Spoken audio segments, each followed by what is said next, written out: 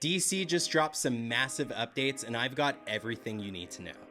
So yesterday, James Gunn and Peter Safran held a private event where they laid out the roadmap for the DCU, giving us updates on everything from release dates to projects in production, and even some unexpected shakeups. And trust me, there's a lot to break down.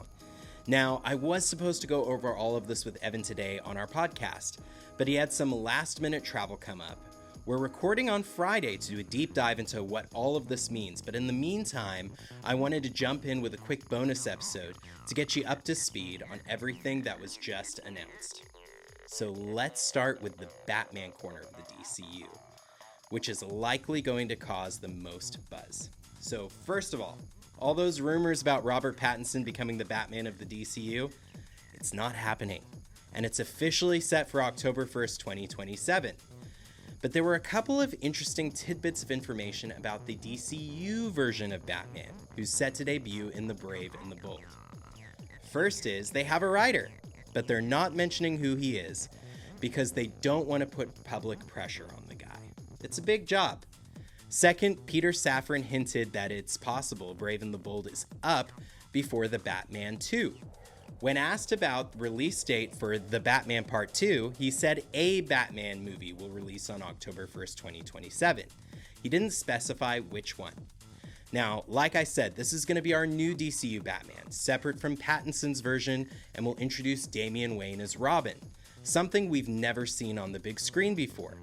And another interesting detail, this is going to be about Bruce Wayne discovering he has a son. By the way, I think Gunn is going to direct that film, but we'll discuss that further on our podcast. Meanwhile, James Gunn's Superman is set full steam ahead for July 11th, 2025, with David Corenswet as Clark Kent, Rachel Brosnahan as Lois Lane, and Nicholas Hoult as Lex Luthor. James Gunn said he is deep on editing and the special effects are coming along nicely. They also mentioned they're working on the full trailer. Evan and I will be discussing the teaser on our episode coming out on Friday. Oh, and if you're a dog lover like me, here's a great little note. Crypto is in the movie, and we're getting a series of Crypto shorts before and after the release, including, some suspect, a holiday-themed one. Of course, Superman isn't the only Kryptonian set to grace the silver screen. Supergirl, Woman of Tomorrow is locked in for July 26, 2026, and it's already halfway through production. James Gunn and Peter Safran love what they've seen so far, so it looks like Supergirl is going to be a huge part of the DCU. Now let's move to lanterns. I told you there was a lot in this video, because there's been some confusion on this one. It is not delayed, it's actually in production right now and on track for release in 2026. This will be a true detective-style mystery following Hal Jordan and John Stewart as they investigate something that ties into the bigger DCU storyline. So this one's a major piece of the puzzle moving forward. And here's where things get crazy. Gunn and Safran have just confirmed that moving forward, DC will release 7 projects a year. There's 2 live-action movies, 1 animated movie, 2 live-action series, and 2 animated series every single year. If they pull this off, that means we'll have a consistent flow of DC content across theaters, streaming, and animation. And they're not wasting time, because the Teen Titans project is already in development. I think this is how we'll meet the next generation of heroes. I suspect we may see Supergirl on the team, because the project shares the same writer as the Supergirl film.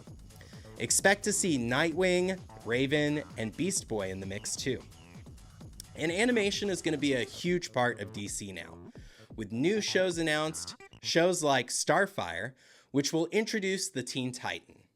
Then there's My Adventures with Green Lantern, with the same team from My Adventures with Superman, which is set to introduce the Jessica Cruz version of Green Lantern to audiences. Then there's DC Superpowers, which is set to feature young heroes in an academy being mentored by Martian Manhunter, a hero that doesn't get enough exposure and credit in my opinion. This is by far the most structured and ambitious plan DC has ever had. But the real question is, can they deliver? We'll break it down in full on our episode on Friday with Evan. But for now, hit that like button, subscribe, and let me know in the comments, what are you most excited for? And do you think DC can actually pull off 7 projects in a year. We'll see you on Friday for the full episode.